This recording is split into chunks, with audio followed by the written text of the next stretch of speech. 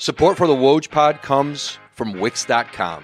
With Wix, you can create your very own professional website, choose a template you love, and customize it by adding your own text, images, and videos. With hundreds of intuitive design features, you can tell your story exactly the way you want. Want even more for your website? You can easily start a blog, launch an online store, or create an event. Share everything in a click on social media and drive even more traffic to your site with SEO tools to get found on Google. Wix has all the tools you need to create the exact website you want. You can even create a beautiful website while listening to this very podcast. Over 140 million people choose Wix to create their website, so create yours today. Get started now by going to Wix.com. That's Wix.com/Woj, W-O-J, to get 10% off. Hey everyone, welcome into another edition of the WOJ Pod here in New York with Toronto Raptors forward Pascal Siakam, one of the best young players in the NBA, a candidate for the NBA's Most Improved Player Award, and really one of the most remarkable stories in this NBA. We're here with Pascal on his 25th birthday, less than 10 years after he started playing the game of basketball. An amazing journey from Cameroun to New Mexico State to the Raptors, and a player on the brink of legit stardom in the league. Terrific visit with Pascal. I think you'll enjoy it as much as I did. Here's Pascal Siakam. Here in New York with the Raptors, Pascal Siakam on his 25th birthday. So first of all, happy birthday, Pascal. And second of all, I know this is what you always imagine doing on your birthday, a podcast. Oh, man. I know. This is special, man. This is special. Special day, special interview. Yeah, well. Special people. And we've got like a few boxes of these. For people who don't know, like teams, when they're promoting guys for awards, they'll put together different promotional deals. And the Raptors, rightly so, are pushing you hard, and you're right there as one of the top couple candidates for most improved player in the league. But it's the spicy pea hot sauce in a big red box. It's not bad. I mean, is this what you imagine when you get to the NBA? You'd have your own hot sauce? Yeah, definitely not imagine this. Right. It was pretty surprising when I saw it.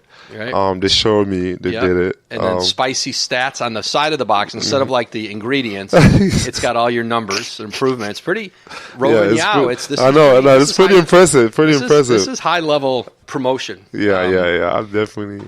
Yeah, it's dope. It's pretty dope. I like it. It's different, Didn't really expect it. Didn't see it, but I like it. So 25th birthday, you're in New York, so that's not a bad place to celebrate it. Yeah, I'm in New York. My brother's here. My agent's here. It's yesterday. I practically yesterday kind of was a celebration. I would say. We was at home. We had dinner, and it was definitely fun. And now we're in New York. We're probably gonna have dinner tonight too. And I think that's mostly it. I feel like I'm old. I'm 25 years old. I don't know. I feel like I'm getting old, and I just want to relax most of the time, man, with the people that I care about, and just have dinner, and enjoy kind of celebrate. We celebrate life every day, but just a little special day. But I'd rather just be with my family and people that I care about. Is that how your brothers and sisters, and you grew up in Cameroon? There's a lot of birthdays in a house. Mm-hmm. 7, sure. And that's people. I know people know your number 43 comes from what? Yep, 43 comes from my family. Yeah. 4 from my dad and my 3 brothers, and 3 my mom and my 2 sisters. So a birthday in Cameroon is cake. It's usually just cake and a lot of food. My parents always try to make it special and kind of invite people and depending. Not every birthday was like that, but most birthdays, we had cake, we had food, we had our friends come over and eat. And it's funny how birthday was spent. This time of the year, Pascal, especially for teams like Toronto, Milwaukee, I saw Pau Gasol in the lobby. The Bucks are rolling through here, right? I'm like, wait, Pau, Marc's on the Raptors, not Pau. I didn't realize. I wasn't thinking about the Bucks being at the same hotel. Philadelphia. like you guys are just ready for the playoffs to start. These games, a lot of people are going to be rested down the stretch here. I mean, this is really the hardest stretch of the season because you don't want to get injured. You don't want to go into playoffs tired, but you still want to go in sharp. So how much should you play? I always think this is a tricky time of the year for contenders. Yeah, definitely, for sure. I mean, actually, I had my first day that I rested. I didn't know it was a big deal until my brother told me. He was like, man, you rested, they rested you. And like, I don't know, it felt like it was a big deal. I don't know why, but I thought it was funny that he thought it was a big deal. And so it's just, it's a little weird, just like a weird time, like you said, just being able to like balance it. Because at the same time, you don't want to be off rhythm. You don't want to be able to just sit and then like you just go into the playoff without rhythm and not playing. And it's one thing working out than actually being in the game, even if you're not playing as many minutes. But I think just being in the game is kind of important. To have that feel of the game, and so it'd be tricky time of the year. But I mean, we're playing like teams like all our last 4 games or something like that. We play teams that are fighting for, a lot of things. So I think it gets that exciting, you know what I mean? Like it just gets the fact that, you know they're going to bring everything, and it just gives you that as a competitor. You just want to go out there and compete with a team that's going to come and give you the best shot, and since they're fighting for something. So I think that's what makes these games kind of like still competitive, but at the same time, we win for the playoffs, and we can't wait for that moment. Has this team's undergone changes, obviously last offseason, and then, the Marc Gasol trade, it was a big trade. I mean, there were a lot of players involved, and it feels like, I think Marc makes it easy because of how he plays. Right. He's a passer. Like, he's not a guy coming in demanding the ball or looking for his shots. Did that shorten the learning curve with a new teammate because of how Marc plays the game? Yeah, for sure. Trade is crazy. I think we didn't realize it until I'm in the locker room and I'm sitting there and I'm like, the only people I really know is Fred, Norman, and Kyle. And I'm like, that is crazy, coming from just having all those guys that I came here and I learned from them, and just now they're all gone, and you have new people in the locker room that you got to get accustomed to and talk to, and Marc and Jeremy. I mean, like you said, Marc is definitely been a great experience just playing with him and learning from him, and the way he plays, I mean. Sometimes I have to tell him I'm like, shoot the ball, Marc. Like, it's okay. Because he's such a great passer and always looking for people and tries to play the game the right way. I think we had a great piece, man. And it's definitely like a great experience learning and just continue to get better. I feel like every day, every game we get better together as a team, just learning from each other. And, it would definitely be fun, and it's a fun experience for me. You did not grow up watching the NBA, right? You weren't searching out, whether it was on television or getting tapes. It wasn't how you were raised, even though you had some basketball players in your family. Do you find yourself watching the NBA much?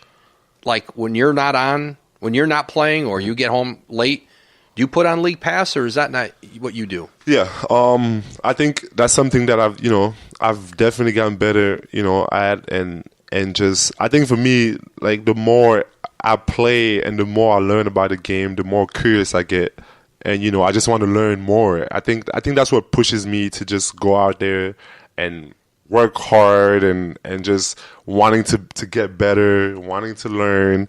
And I sit there and I watch games. I mean, obviously League Pass and all that. And even like go and back because sometimes people will talk about players that were great like 10, 15 years ago, and I'm like, I have no idea what this is. Like, and I have to go and look it up and do my research and stuff. So like things like that, I think it's exciting. It's still exciting, and that's what makes it so intriguing for me, because I feel like I'm learning every day. Like I'm learning new things. This is your 25th birthday.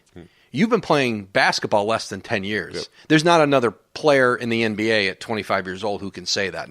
There can't be one. Do you hear people, especially when someone just explodes onto the scene the way you have, people always want to compare, well, he reminds me of this guy. Would people talk about comparisons? Say, Pascal, you remind me of this guy, or hear it and go, I have no idea who they're talking about. Who is that player? Not really, because I mean, I don't really, to be honest, I don't know. Like, I don't really listen to a lot of comparisons that I got, and I don't really know who people mostly compare. I mean, the most I heard now recently was Draymond Green, and like just like the modern forward, being able to pass and do all those things. But like, I haven't really listened to like a comparison where I was like, okay, I don't know who this is. I mean, I'm sure maybe like there is out there, and if somebody tells me, I might be like, okay, like who is this? Like, I don't know. It's funny you mentioned Draymond, and the first time I really saw you play, it was in your rookie year in the preseason. We were in Vancouver, right? And you played the Warriors in Canada there. Yep. And I guess I just hadn't watched you in Summer League. And it was the first game there, and I was talking with Masai, and I don't know, first quarter, second quarter, I'm looking at you out there going, where did you get this guy? Look at this guy is, and it was Durant's first game, and I remember that was a lot of the attention that day. Yeah. But like right away, you looked out and you're like, how did this guy go 27th in the draft? Like you knew it the minute, like all you had to do was watch you for 5 minutes, and it felt like your progression. You were a much better player by the time you got to training camp, even that year, than the day you left New Mexico State, right? Your improvement had been dramatic in those months. Yep. I think that's just like we talked about starting basketball late, right? Like that's just all those things, just being able to learn every single day and getting better. Because I feel like some of the things that I do right now, I learned it a year or two ago. Like it's still new, you know what I mean? Like I'm learning every single day. But for me, like a lot of people didn't really think. They didn't really know about me or whatever the case might be. But I think for me, just being able to be humble and learn every day, knowing that it's going to be a learning process. When I got to the NBA, from my rookie year, a lot of things happening. But for me, in my head, it was always been like, okay, I know what I can do, and I know if I put my head into something, I can do it. And it was always my mindset, keep working hard, and just knowing that when the timing is right, I'm going to be able to shine. And I think it's happening.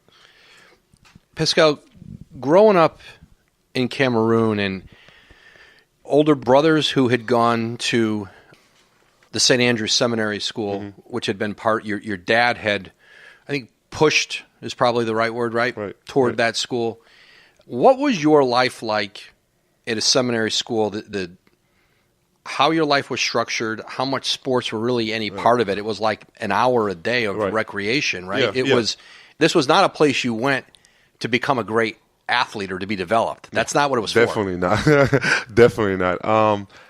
It was just, for me, like what I really get from that place is just discipline. I think that's something that, they definitely instill in kids, and being able to go there every morning, waking up at 5 o'clock in the morning, going to church every single day, doing all the little chores and stuff like that, going to class, after class, eating, going to church, like pray like 5 times a day, being like, there was like 1 hour of like sport or recreation, you want to call it, and we had like a little basketball court that was like, it was definitely not the best.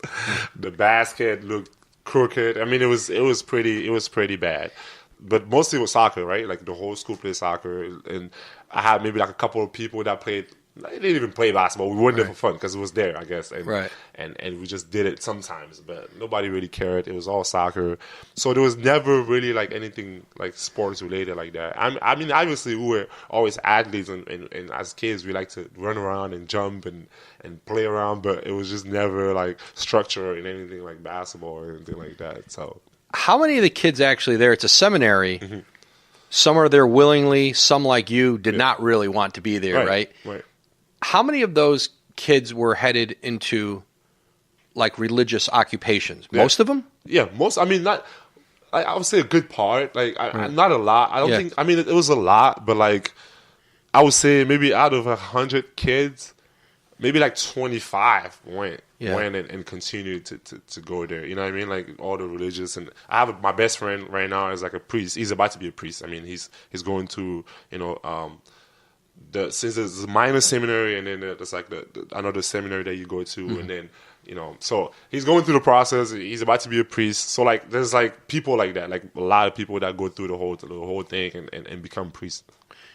Did it at the time put a strain on your relationship with your dad, and there was Father Collins who ran the seminary, who I think you were close to, and I think over time you became less enthusiastic about being there, started to become maybe a problem. How did that impact your relationship with your dad, and how you were interacting with him in terms of, hey, I don't want to be at this place? Right. It was definitely tough. I mean, my dad is not someone that you really argue with. If you looked at my dad, your dad is 6'6", big guy. Yeah. I mean, you don't really want to argue. You might have been taller, but you probably didn't have any strength. Compared to him, I was so much leaner. How tall were you at 16? I would say maybe 6'5", maybe like that, something like that. Yeah. But he had dad strength. Yeah, at 6'6", he was a big guy. Compared to, I would never even try. Right. He's a big guy. But it was definitely a lot of moments where we kind of clashed. But I think I didn't have the courage to kind of even say something about it until I was 17, 18 years old, going to, finishing high school, you know what I mean? So it's I knew my dad always wanted my best interest, right? My dad, and he knew what was best, and his only purpose was to make me a better person, make me a better man, and I always knew that. I mean, as a kid, you always argue, right? You're always mad, and then when you grow up, that's the only time that you realize, looking back at it, that, I mean, this was the best thing that ever happened to me, Before going to seminary school, I couldn't make my own bed, I couldn't wash dishes, I couldn't do laundry. I was the last in the family. I was the kid. My mom gave me everything I needed. I mean, my mom made them do everything for me. I didn't have to do anything. I was just literally just standing there, not doing anything, and having everything. When you're the youngest, everyone has lost patience with taking the time to teach it. Right. So it's faster to just do it. That's what happens with the youngest, right? Robinhood is an investing app that lets you buy and sell stocks, ETFs, options, and cryptos, all commission-free. While other brokerages charge up to $10 for every trade, Robinhood doesn't charge any commission fees, so you can trade stocks and keep all of your profits. Plus, there is no account minimum deposit needed to get started, so you can start investing at any level. The simple, intuitive design of Robinhood makes investing easy for newcomers and experts alike. View easy-to-understand charts and market data, and place a trade in just 4 taps on your smartphone. With Robinhood, you can learn how to invest in the market as you build your portfolio, discover new stocks, track your favorite companies, and get custom notifications for price movements so you never miss the right moment to invest. Robinhood is giving listeners of the WOJ Pod a free stock like Apple, Ford, or Sprint to help you build your portfolio. Sign up at wojpodcast.robinhood.com.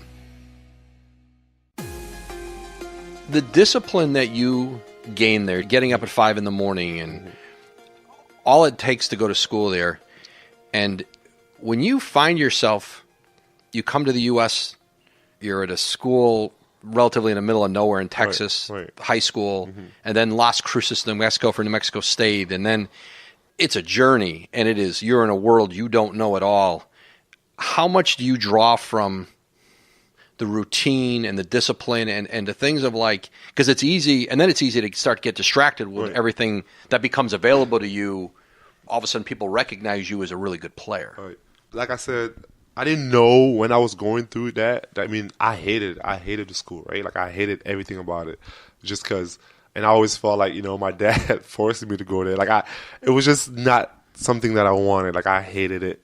But then looking back at it, when I'm growing up and like you said, going to Texas by myself. I mean, I didn't have anybody really. I mean, my brothers was in the States, but I was by myself. And going to college, I was by myself. And I think that discipline from there and being away from my family at the young age, kind of molded me to be in that situation I was in, going to college and all that. I wouldn't say it's not I didn't miss my family, but I was good. I didn't call my brother and be like, oh, I don't want to be here because I'm homesick. It was never that, because I was used to being away from my family. I was used to not having my dad giving me everything. I was used to not having my mom doing everything for me. So that discipline in the seminary and being away from my family definitely helped me just focus on myself and try to better myself and work hard for what I wanted. Because as a young kid, it could have been easy for me to just be a type of kid that didn't want to work for what he wanted. Because as a kid, I had everything that I really needed.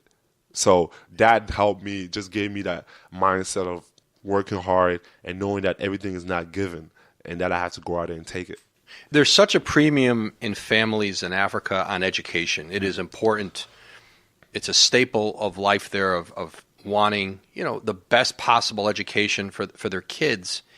And a lot of, I think the idea of trying to come to the United States to get a scholarship is not built around, well, maybe you could become a professional. Maybe you could be the next Joel Embiid or Serge Ibaka. It's, no, you have a chance to go there and get a university degree, which your brothers did, your sister. And for you, I think with your dad, that was, I don't know that your dad ever cared if you picked the ball up, right? That was never really, he didn't really care about that. I mean, obviously, my dad being able to travel and experience different things, he traveled a lot. And obviously, being in the States, knowing about the NBA, and he just knew it was something exciting, But as his kids, he wished that, he talked about it. And since we played basketball, and when we started being invested in basketball, like my brothers, he had, these talks and being excited and maybe wanting them to play the NBA. But going to school was always his first thing. Like, it was always graduating. It was always getting a degree. Going to the U.S. because that was the land of opportunities. Like, that's where everything is great there, And, that was his idea. Go out there, get all the knowledge that you can get, come back home, and help your country and develop, help the family and have all these great things that you learn there and become, a better man and take care of your family. And so that was his idea of the US, and that's how he took it. It wasn't never like, oh, basketball. It was mostly just education and having the opportunity in the US, because there was way more opportunity than there was back home. Pascal, did you ever get a chance to tell him that and how you see the way it prepared you, and you look back and you, like a lot of kids, you fight it at the time and then you appreciate it later. Did you ever get a chance to tell him that? No. That's something that I really think about sometimes, Just there's a lot of things that I think about that I felt like, maybe I didn't tell him or maybe that I wish he'd known and because it's easy to just leave every day and not kind of just telling the people that you care about or you love, certain things, just because it's just life, right? We're just going through life every day. We all do it that way. You know what I mean? Yeah. And nobody really thinks about that. And one of the things that always kind of hurt me, it was just going through it and when I found out, that he passed away, and the day before I had missed his call. This was your freshman year. Yeah, that's my freshman at New Mexico State. Those things like that just. It was tough, man. It was tough. Just kind of wishing that you had the opportunity to just kind of hear him out. You don't know what could have happened. What he wanted to tell you. That's something that I would give everything that I have now just to know, right? Just to have that conversation at that time and kind of knowing what was going through his head and what he wanted to tell me and things that you can never get back, You were a freshman at New Mexico State and you get a call from your sister to tell you that your dad had passed.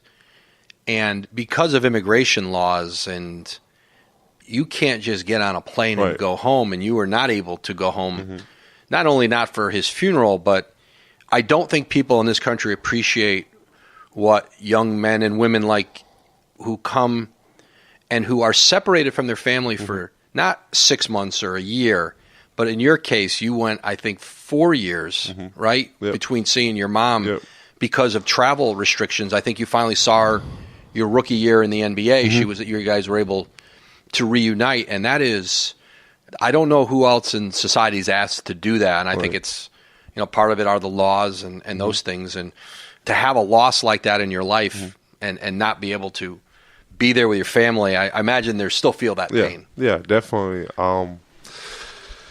Because a lot of people usually they're just going through just the NBA life and thinking about everything that's going on, man. Like we forget what's really important, man. And for me, all I care about, I can just remember that moment where I'm sitting there and I'm mourning the death of my dad, and in my heart I know that I can't go home. I can't be there with my family.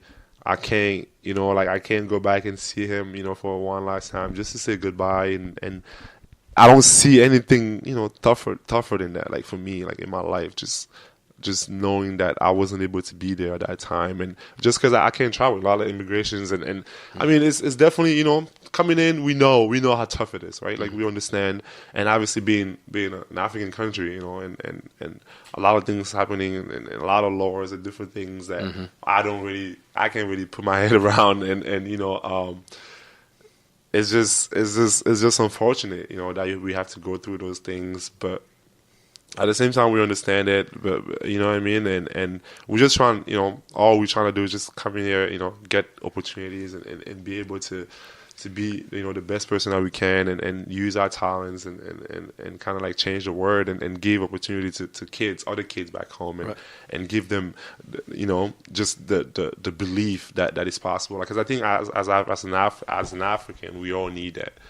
We don't really hear enough that it's okay to dream. We don't really hear enough that, you can be wherever you want to be. It doesn't have to be, you don't have to be the best player in the NBA. You can be, the best person in your community. You can be a leader of your community. You can be wherever you want to be, wherever you decide to be. And I think it's important that we tell kids in Africa that it's possible, continue to work hard, continue to believe in yourself, and do whatever you want to do. And it's okay. It's okay to dream. I wouldn't. Sometimes I would look at myself, just not dare dream that I'm gonna be in this position one day.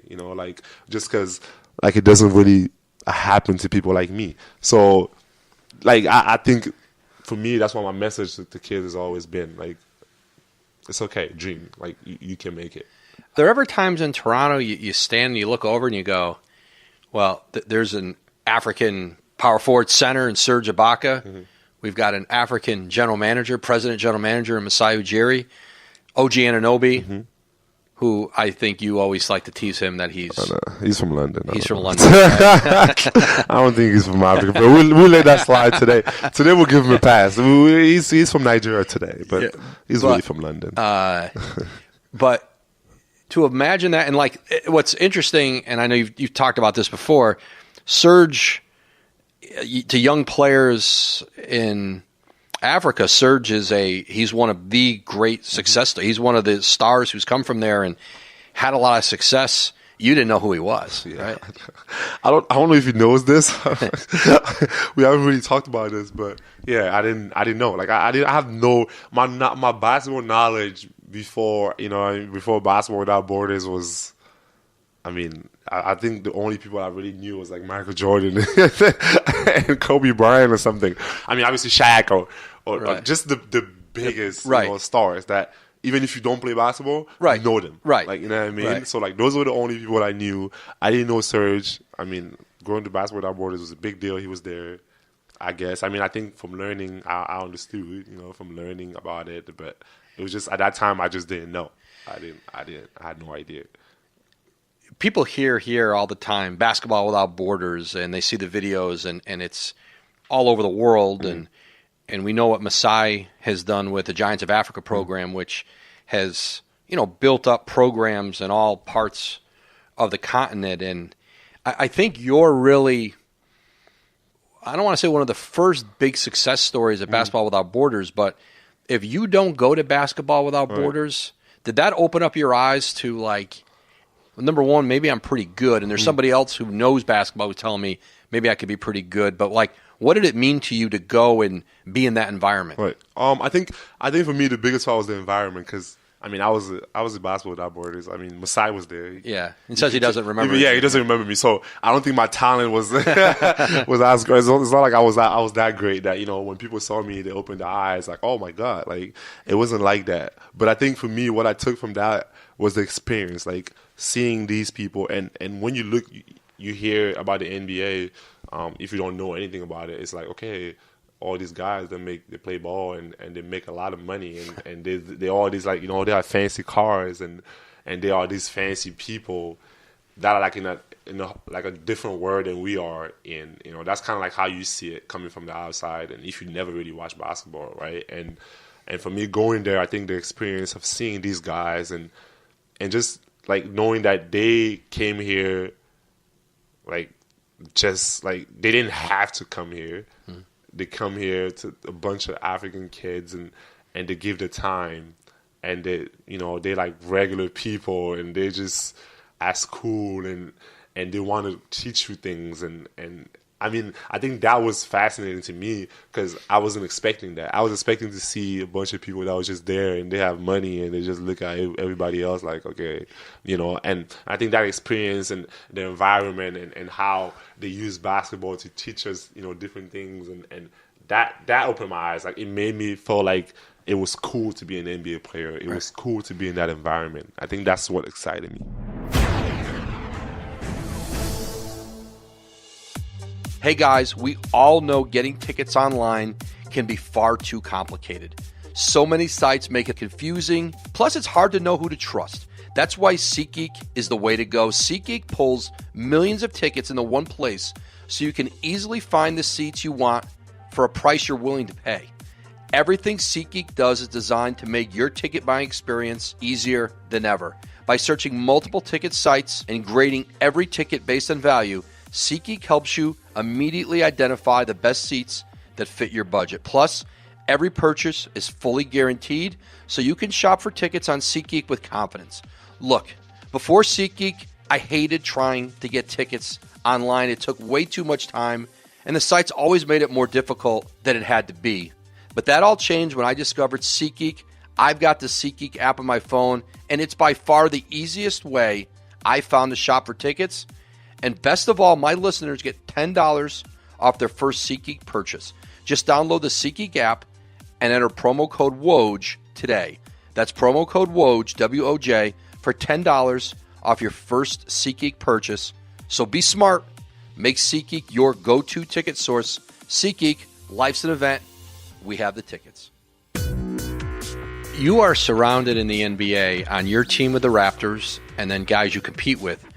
Almost all the guys you play with or play against, they have dreamed and worked their whole life to get there. And they knew a ton about the NBA. They prepared to be there. They worked to be there.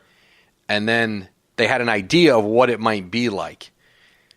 Do you think, a very different view of the league? Because I don't want to say you stumbled into it, but you did work to improve and become the player you are, but you haven't spent your whole life chasing it. Right. Do you think you have a different view on the league than most of the guys around you? I don't know. I don't think so. I mean, I think at the end of the day, no matter when you started dreaming about something, and you know, it just depends on the amount of work you put in, and whenever you fall in love with that thing, how much you put into it, you know, what does it mean to you? And I think that's the most important thing. For me, I didn't play basketball. I started basketball late, but, you know, basketball is everything to me. You know, it's bigger than just, you know, bouncing the ball and trying to score baskets. It's about family, it's about legacy, it's about making my family proud, making my dad proud. Like it has like a deeper meaning than just basketball, and just because of that reason, it gives me that fire and just like wanting to just be better and work hard and be there every single day. So I mean, compared to somebody that started when it was, you know, that was a little kid chasing the basketball when I was a kid, I mean, they have that fire, and it comes from different experiences that they had. But for me, I think it's not about the time, you know, it's about what it means to you and how much you put in. What was the first time you thought, I have a chance to be a professional player? What was the first moment? You remember one where you said, I think I have a chance to be really, really good at this? Yeah, I think sophomore year in college. I mean, I redshirted my first year, so it was redshirt freshman year and then redshirt sophomore year. That sounds like my second year playing. I remember there's this, when I was in school, New Mexico State, it was like Preston Laird. He's now at UNLV. I mean, he was at UNLV, I don't know, with Marvin Menzies. But, like, that was, like, my guy. Like, we always worked out together. We always, like, you know, like, he was always there, right? Like, and I remember we were sitting there talking. We were just talking about everything, right? Like, and he never really, like, saw me talk about it like that. But, like, I just had a feeling. Like, I felt like, man, like, I can do what these people do. Like, I can be this good. Like, you know, like, I started, you know, I averaged 20 and 10. Like, in my head, I'm like, I don't see a lot of people that can stop me. Like that was just my mindset, you know what I mean? Like, and I just felt like it was just a feeling that I had. Like, I can't really tell you how or why I even felt like that, but it was something that just came through my body, and it was just like, man, like, I think if I really continue to work hard, like, look at the improvement that I made from freshman to sophomore year, like, if I really put my mind to this thing, like, I can really do it. Like, and that's kind of like when I realized that. Where did you learn the spin move from? Did you emulate it, or did you just start doing it? Yeah, I just started doing it. I think I've been spinning since I was a kid. even down the basketball court, I feel like just playing around. I always like to, like, just spin around. Like, I guess, like, I've always done it. You played soccer as a kid, and it's part of it is balance and footwork.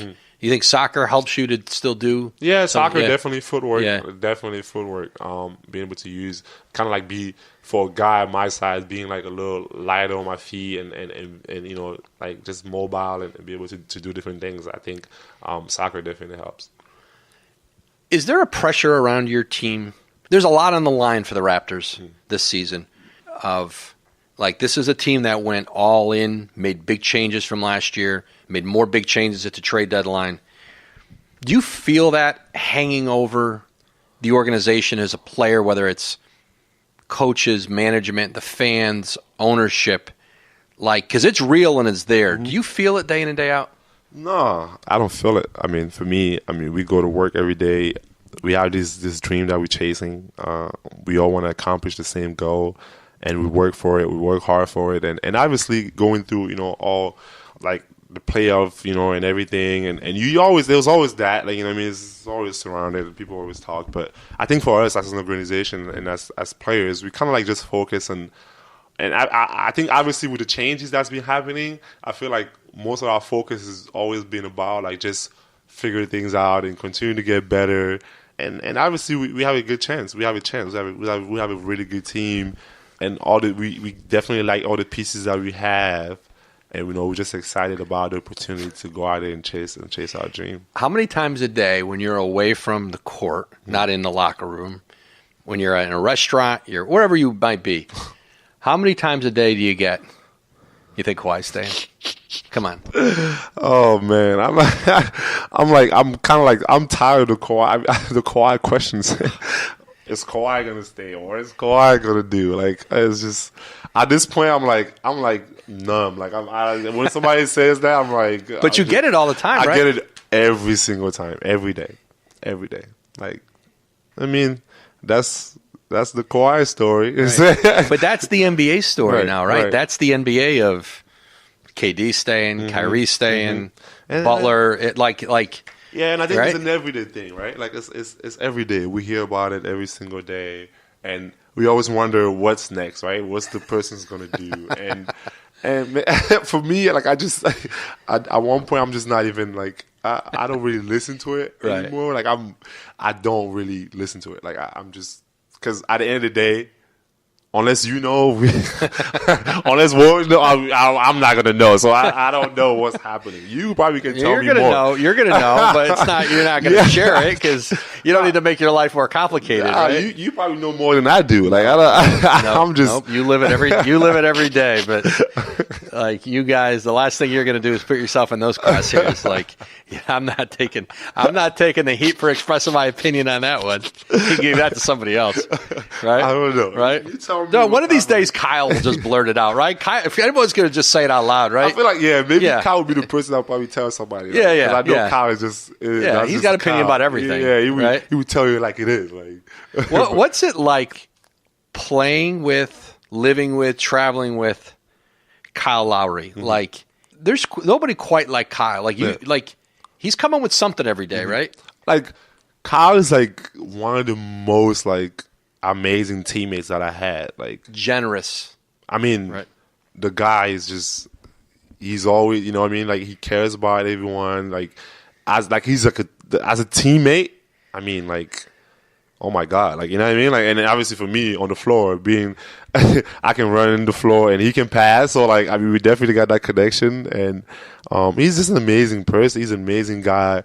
Always, you know, like, he always trying to make sure that we're good. Like, especially for me, we have definitely like a really good relationship, and he's helped me like a lot. And he always had that, you know, that big brother kind of like he's always kind of like that big brother I can talk to about like just basketball and even my game, like just knowing like if he sees something, he always tells me like what, you know what I mean, like how I can always improve. So he's always there, man. Like he's great, and I'm just happy that, you know, like going through my career, like I've been able to meet him and play alongside him, and that he's been able to help me, you know, through my journey, and yeah, like I said, he's a great teammate. So it's fun. He's definitely an interesting person, you know.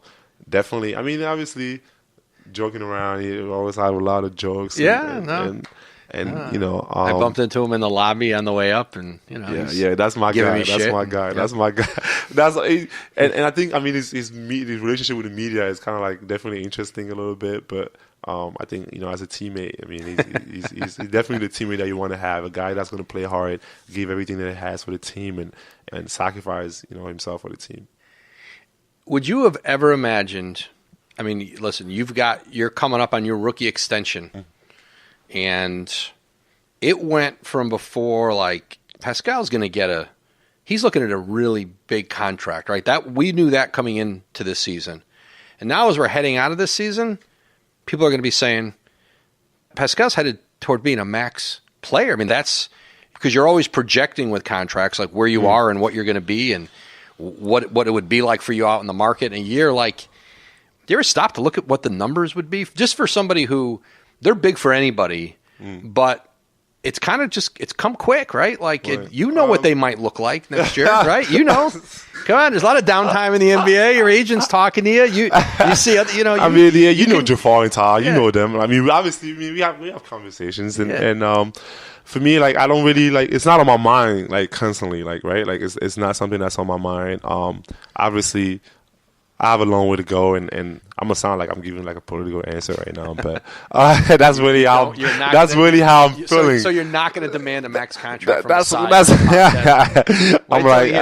I'm not. I mean, you probably call me right now. Do you ever get called in? You ever get called, like, Messiah will call you in the office to get, like, you ever get called in that office? Messiah texts me every single day. Like, I talk to Messiah all the time. After games, he's gonna text me like, "Man, I don't know about these 3 turnovers. Like, he be having a lot of Messiah is." He texts me every time about the game and stuff, so we always talk.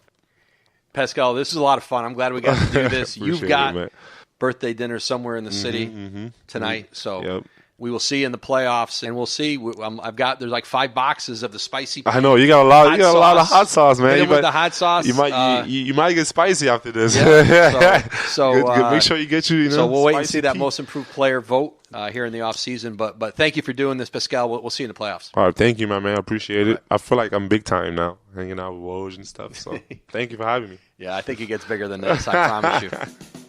Thanks for listening to this episode of the WOJ Pod. A big thank you to my guest today, Toronto Raptors forward Pascal Siakam. Remember, you can listen to new and archived episodes of the WOJ Pod on Apple Podcasts, radio.com, or wherever else you get your programs. And, of course, a big thank you to our sponsors, Wix.com, Robinhood, and SeatGeek.